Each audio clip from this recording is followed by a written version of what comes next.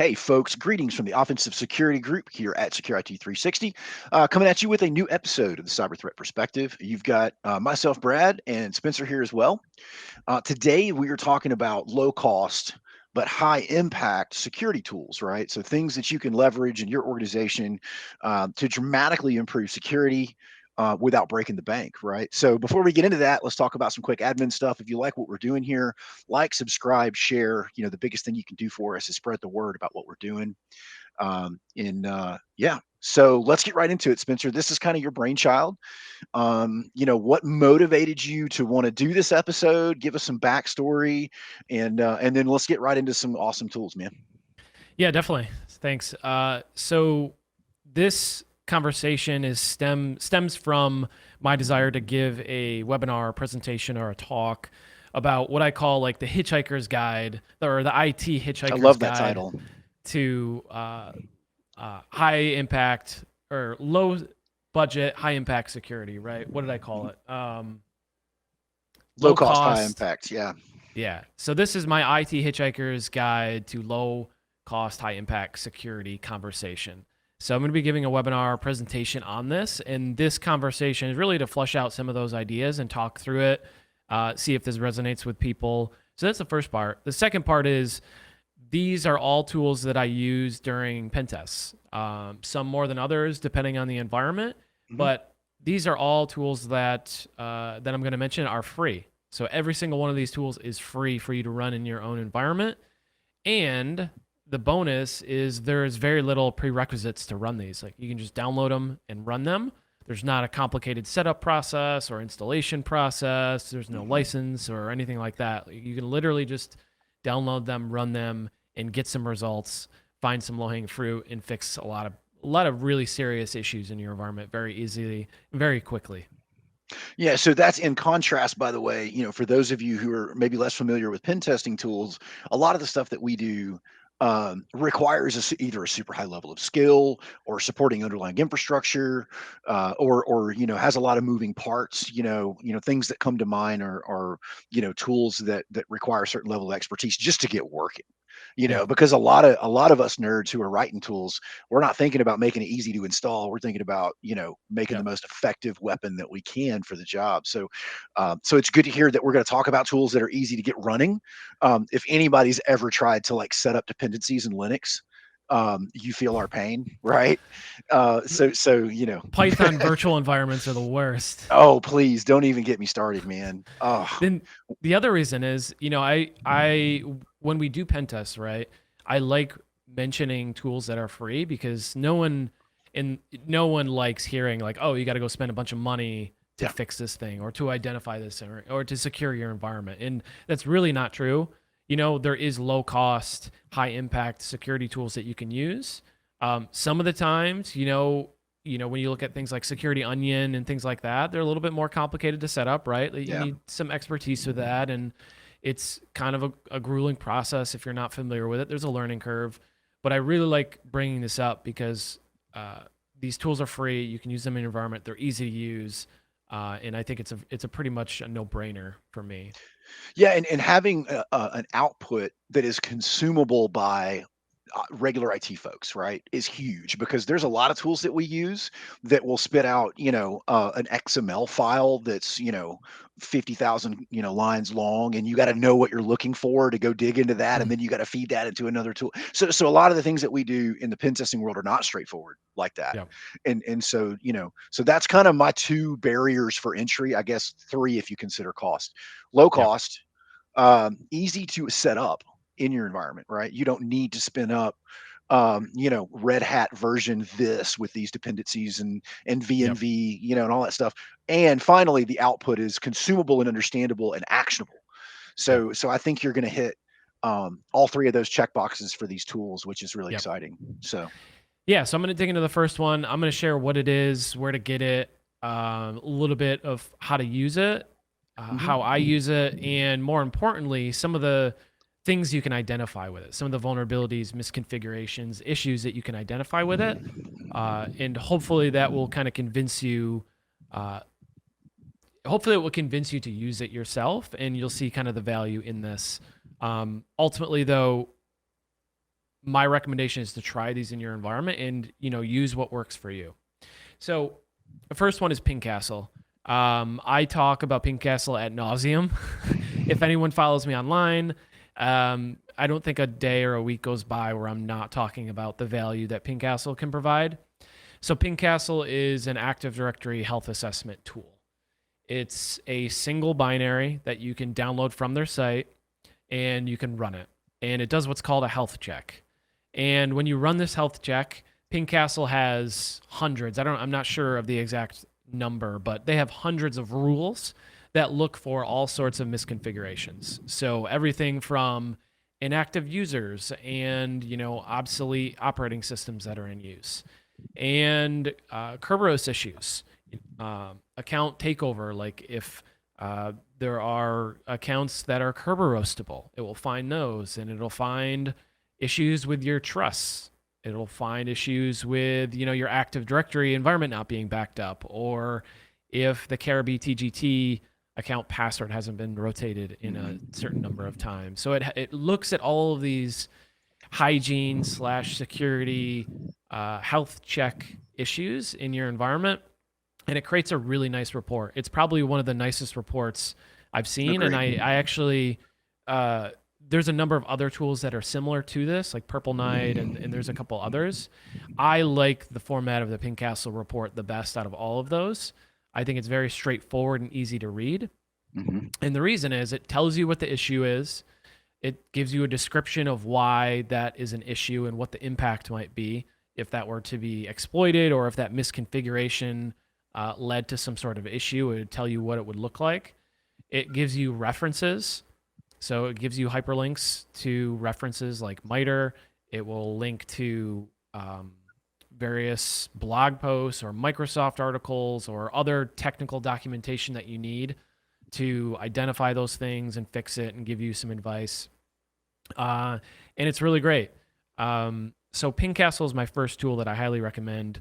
Like I said, it checks a number of different things, hundreds of different checks in an Active Directory environment. So that's the step number one. First thing I would definitely take a look at, and everybody running. So that's my little elevator pitch for why and kind of what it does and what it can do for you and what it can identify. I do want to talk about some specific findings, and I want to talk about how I use it during pen tests. Yep. So before you jump into that, one thing I ahead. do want to mention about Ping Castle that I personally find compelling for its usage is at an individual level, the things that it checks for are not rocket surgery to find in your Active Directory environment, right? So like, can I go find or trace a nested group membership that's like 6 nests deep and creates problems for me? Yes. All of the things that exist within Ping Castle can be done manually, but they are cumbersome and they require a significant level of skill and time. And that to me is what I find the most compelling for its usage, is that it's going to do all these checks in a matter of minutes that would otherwise take you weeks or months to properly work through, depending on your AD environment.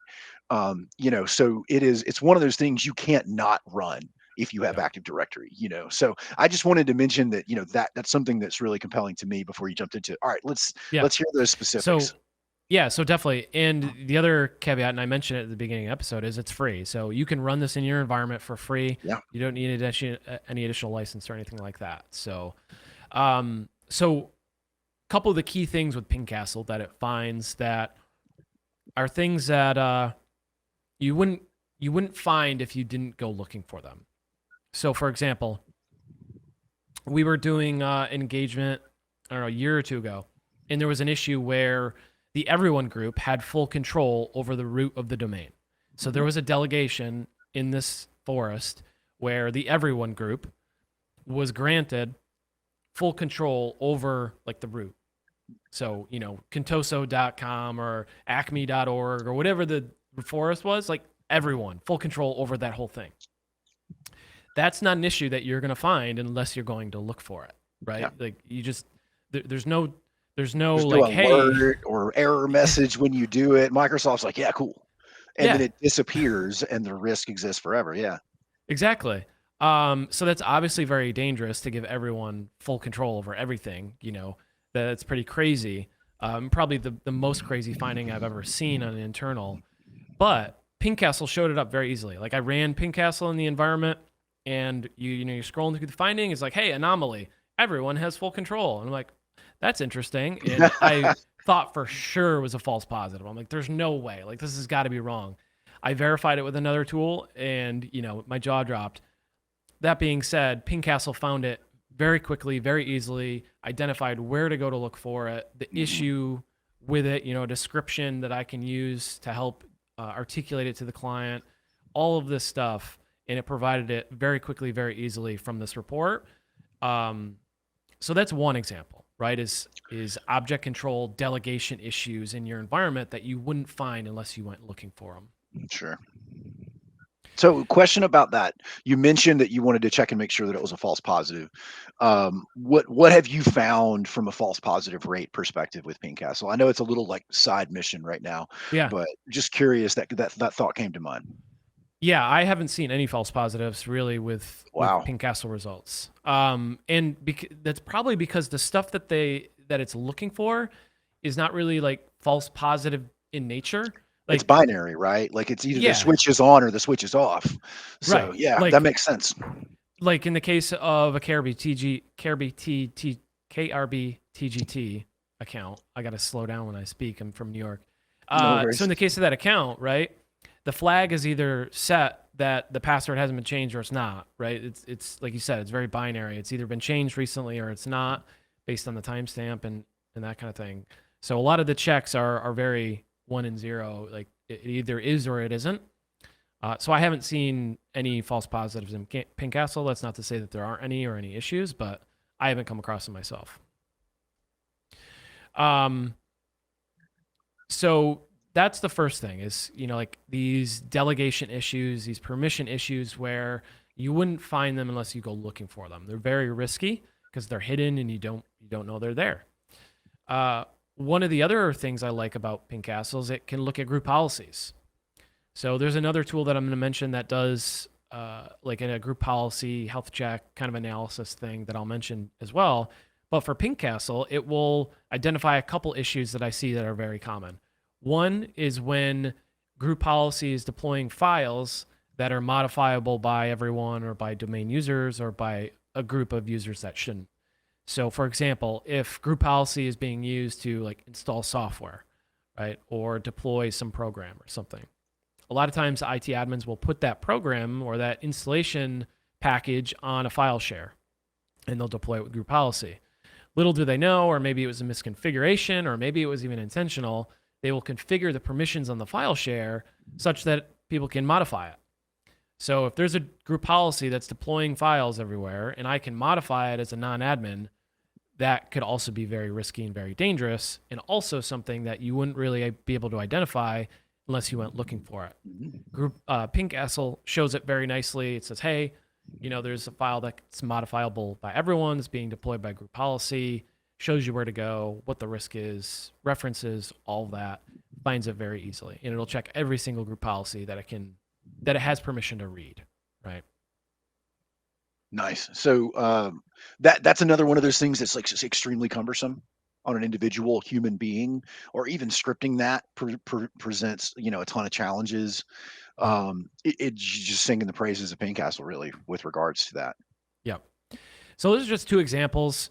There's a lot more, and I'll run through just a couple and like rattle them off just to give you who are listening kind of some thoughts of what to look for.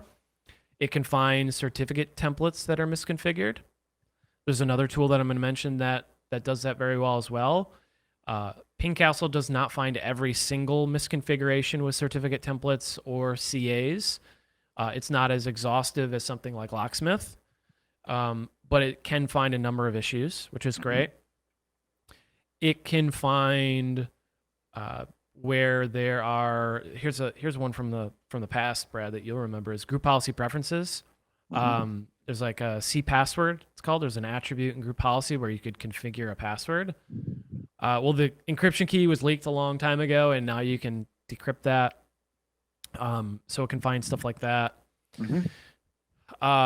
It can find where old authentication protocols are used. something that's very common in environments is like when you have LM&R and NBNS and older SMB, all those things can be a risk to your environment for various reasons. Pingcastle can identify if those things are still uh, available via looking at the security policies and group policy on the DCs. So that's another great thing. Mm-hmm. Go ahead and finish. I do have one more question before we wrap up the Pingcastle, though. Yeah, and lastly, when I mentioned Pingcastle, people also like to put Bloodhound into this discussion. It's like, oh well, can't Bloodhound do a lot of this stuff too? Those are different things. Definitely different things. There is some overlap in what Pingcastle calls control paths. Mm-hmm. So Pingcastle calls these things control paths, and that's essentially what Bloodhound is. You're looking for attack paths or control paths. So Pingcastle can find some of those things, but it's not as verbose, not as comprehensive as what Bloodhound is going to be for the attack path mapping. Yeah, and by the way, the one difference that I would like to bring up between those two, and this actually it's almost like I paid you to do that segue, by the way. So my question then becomes, and I know we're starting to ask a lot of a free tool. Does it tell me how to fix? Does it give me resolutions to these issues that it finds? Yeah. So it gives an advised solution. Mm-hmm. So it'll tell you like, hey, here's how you can go to fix this thing. If it's a group policy change, it will, like LM&R is a perfect example. It will tell you the group policy that you need to change.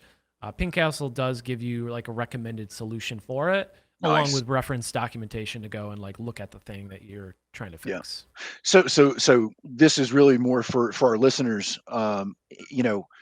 You got to understand most pen testing tools don't do that, right? Most pen testing tools, let's take Bloodhound's a beautiful example. One, you have to be a little bit of a rocket surgeon to get the collector running in most environments, right? Because it is absolutely flagged by literally everything as evil.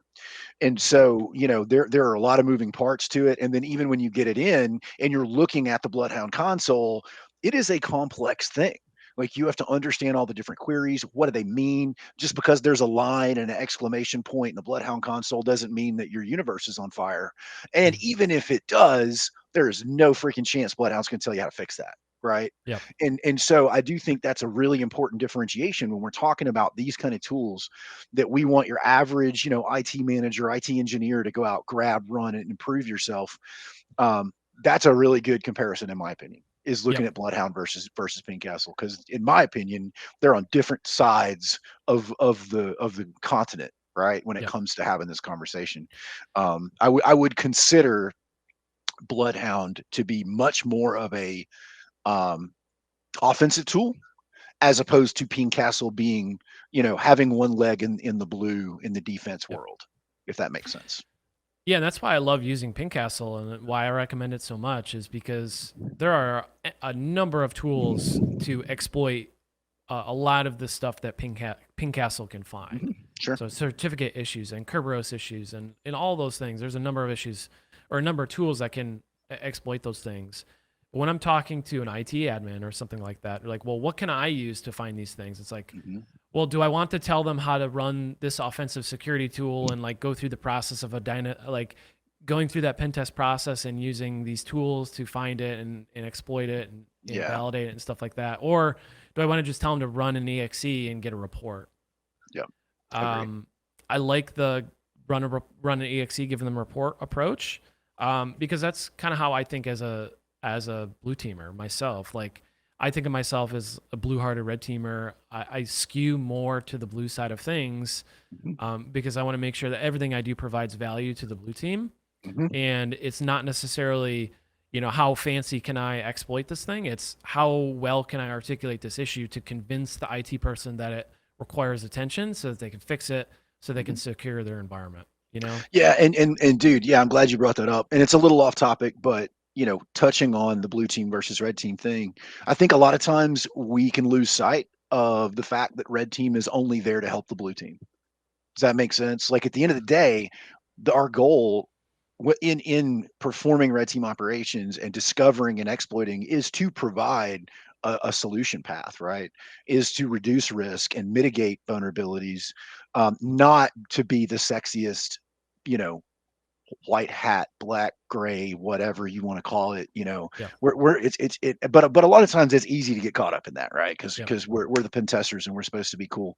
Yep. But the reality is, at the end of the day, the people that own this are the blue team. So that's what we're trying Yep. to improve. So Yeah, and the last thing I'll say about Pincastle before I move on is threat actors are now getting wise and they're using Pincastle. I've seen this in a number of DFIR reports and in a number of intelligence reports where threat actors are actually using Pincastle themselves.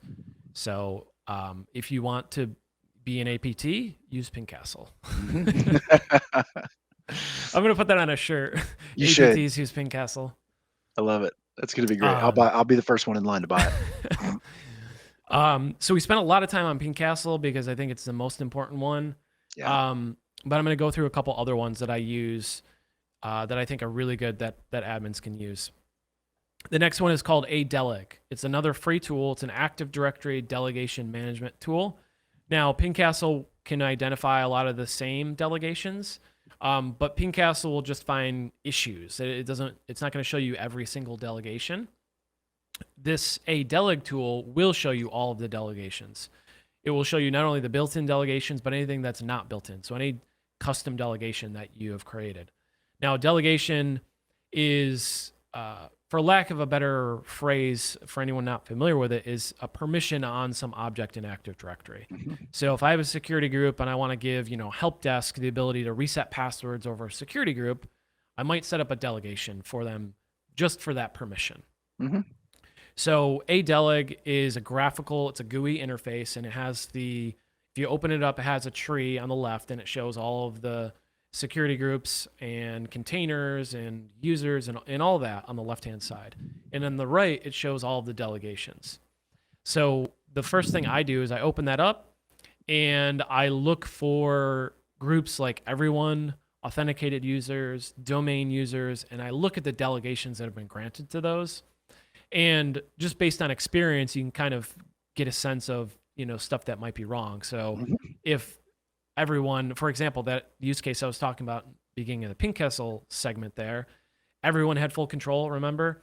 That would have been shown in this Adeleg tool. I would have went to everyone and it was shown full control and it would have showed the root domain there as the object. So this is another tool that you can use to find misconfigurations or misconfigured permissions and misconfigured delegations in an Active Directory environment. It's super lightweight, super easy to use. You just launch it and it runs, and it's a really great tool. Solid, dude. So what kind of contrast with this would you say that its thoroughness it would lend itself well to being an accompanying tool with Pincastle? So if we're looking, okay, so it's definitely not a replacement for Pincastle. It does a subset of what Pincastle does. It just does a more thorough job. Yeah, definitely. It only looks at delegations and it does a very thorough job of that. Sweet. The downside is it doesn't give you a report. Yeah. You can export the list, to a CSV, and then you can kind of manipulate things that way and look at things. But it doesn't give you a report. It doesn't say, hey, this is an issue. That's where you need some experience and some understanding of what to look for to find those issues. That's why I always start with like high risk groups first to look and see like, oh yeah, that probably shouldn't have full control or reset password or. And it goes both directions, right? And what I mean by that is I can start with a group and work backwards to what delegations it has, or I can start with an object and see what delegations exist for that object. Yep. And so that being able to work in both directions, I think is valuable. Yeah. If I, like you said, if I want to go like, hey, I know this OU is like, super secret double spy OU. Let me go see what delegations exist, for that container. Yep. Absolutely. You can store it on the object or you can filter it the other way and go from the trustee to the object, which is really nice. Yeah. So, yeah. So you need to have a little knowledge of AD, but I imagine the tool is very ADUC feeling. Yeah. And so if you're familiar with Active Directory users and computers, you're not going to be lost in this tool. Yeah, for sure. For sure. Sweet. Sounds awesome, man. Yeah. The next one is one that is very near and dear to my heart, and it's a shameless plug, but I don't care. It's ScriptSentry. Yep. So ScriptSentry. Who wrote that, by the way? Some guy. Yeah. He goes by the handle TechSpence. I don't know. He's a weirdo. Yeah, Um, sounds crazy. so I don't know. There's not many tools that look at logon scripts. Pingcastle will identify some of these things. Again, Pingcastle, just being a great tool, can find some of this stuff Mhm. that we're mentioning in every segment here. So ScriptSentry finds misconfigured and dangerous logon scripts. And what I mean by that when I created it, and the intention for this was to find issues where you're mapping a share or a printer and you're using alternative credentials, or you're mapping a share that doesn't exist, or you're mapping, or you have just credentials in a logon script somewhere, just in general. So it finds a lot of different misconfigurations in logon scripts. And what's great is it's just a PowerShell script. It doesn't have any prerequisites or anything. You can just download it and run it. And it'll find a lot of low-hanging fruit for you that is very commonly misconfigured when it comes to logon scripts.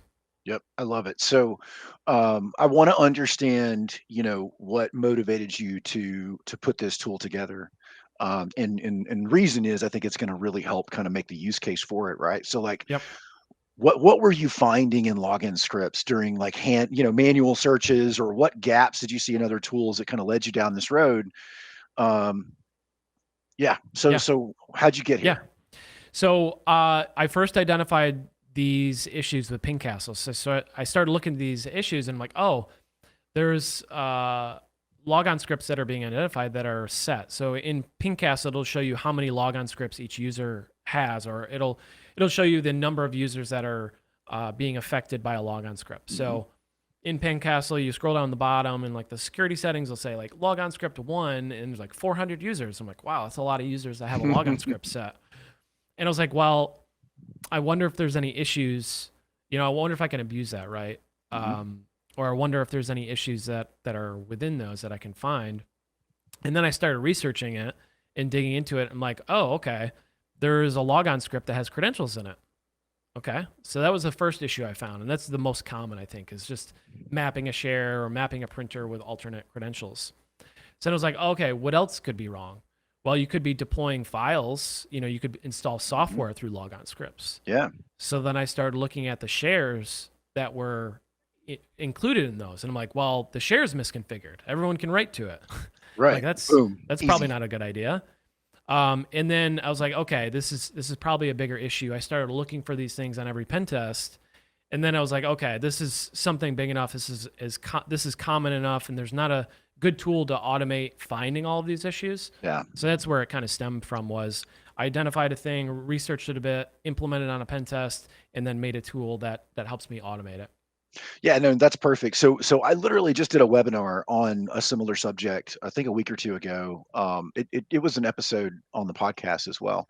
But we talked about how, those kind of things lead to domain level compromise, right?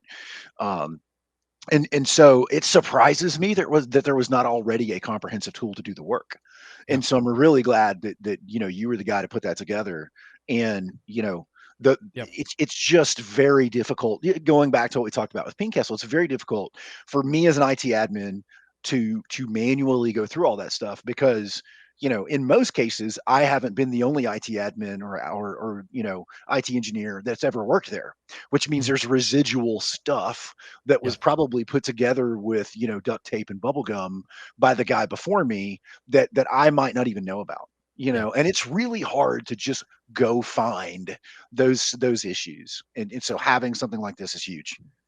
Yeah. And uh, you know, this one of the most hidden issues with logon scripts is when there is a logon script that's configured to map a drive that doesn't exist, Yeah. and that logon script is set on administrative accounts. So Yeah. think of like your domain admin account has a logon script set.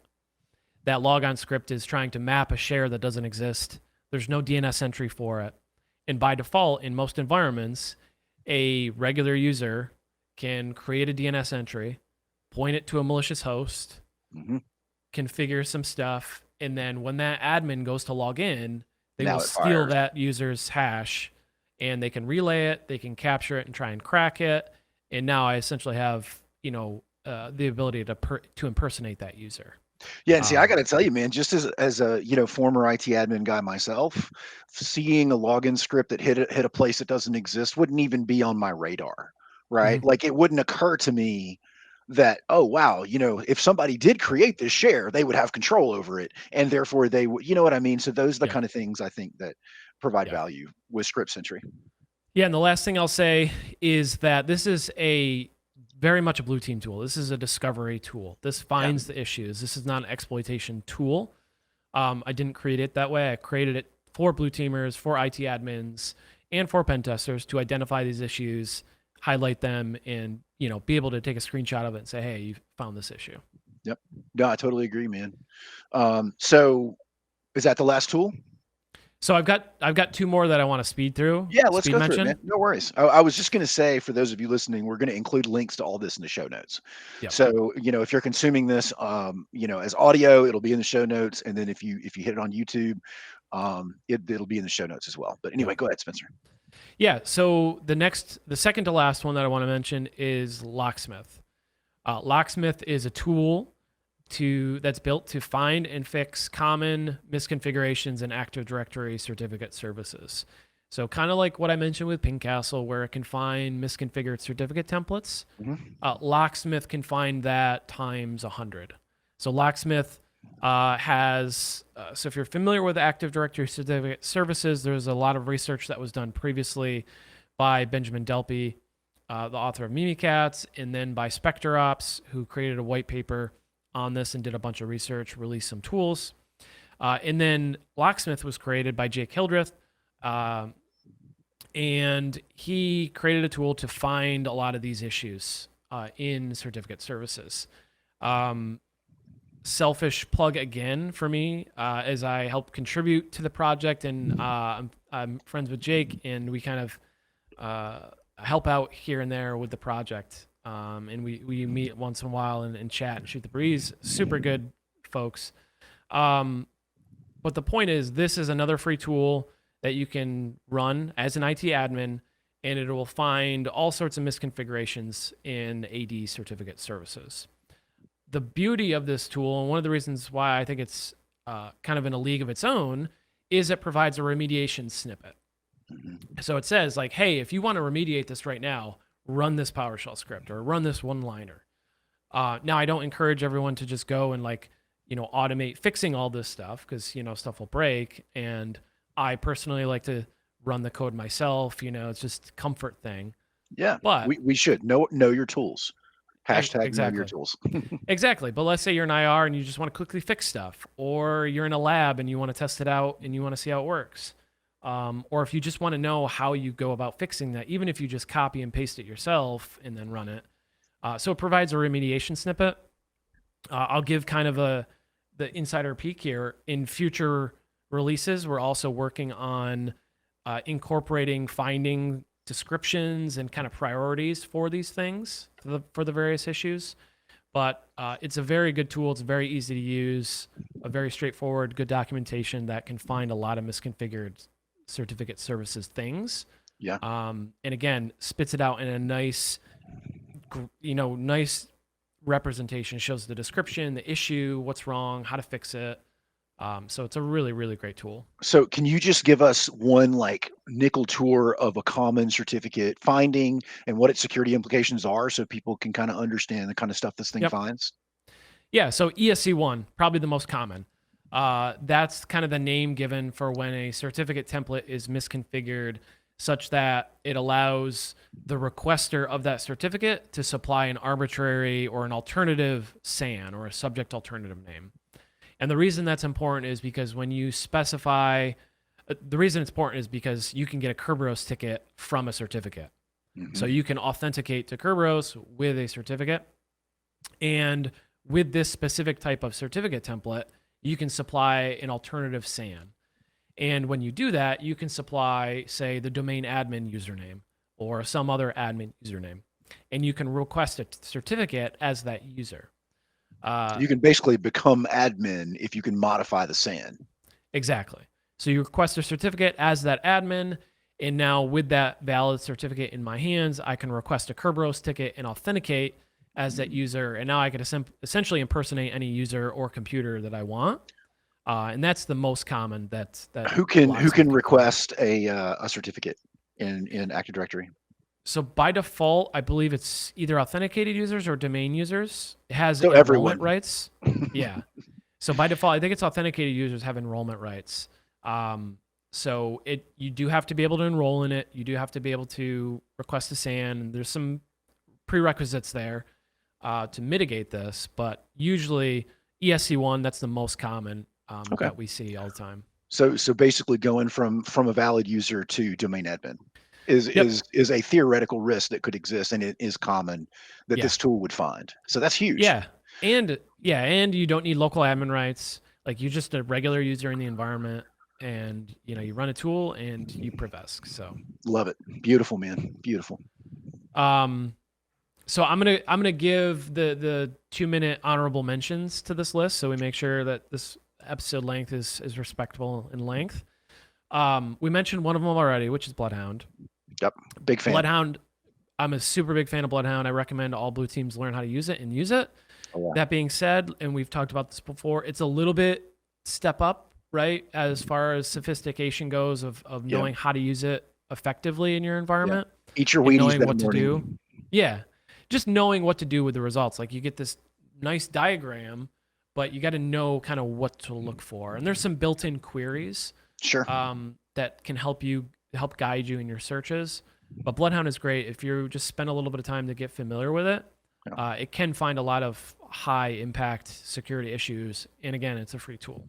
We should do like a blog post or a white paper on on setup and initial findings, and how to get the most value out of a collection. That's a good idea for something in the future.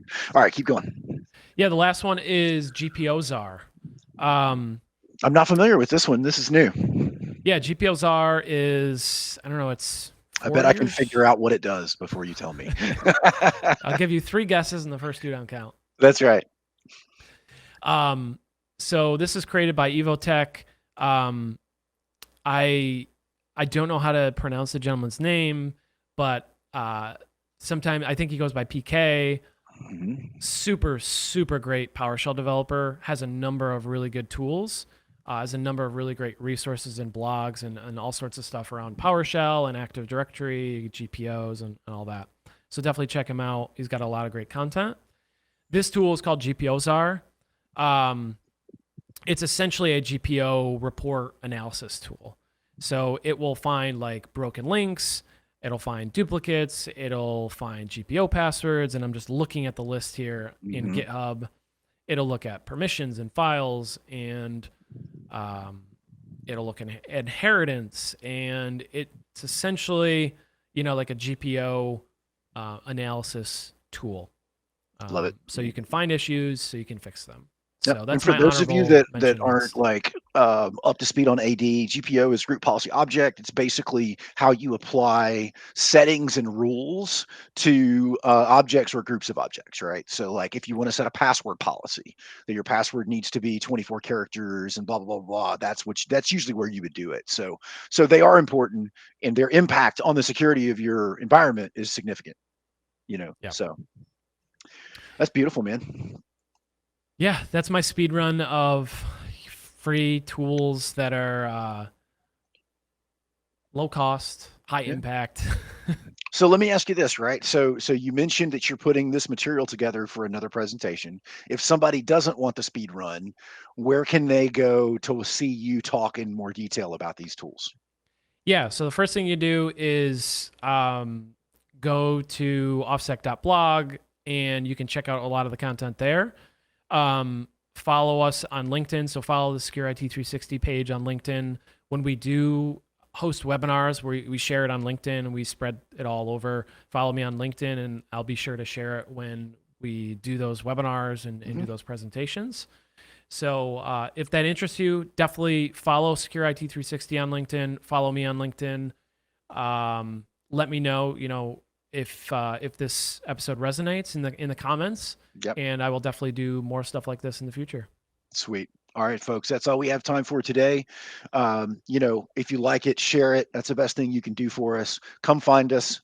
Everything is we're easy to find, right? And otherwise, we'll see you guys next Wednesday.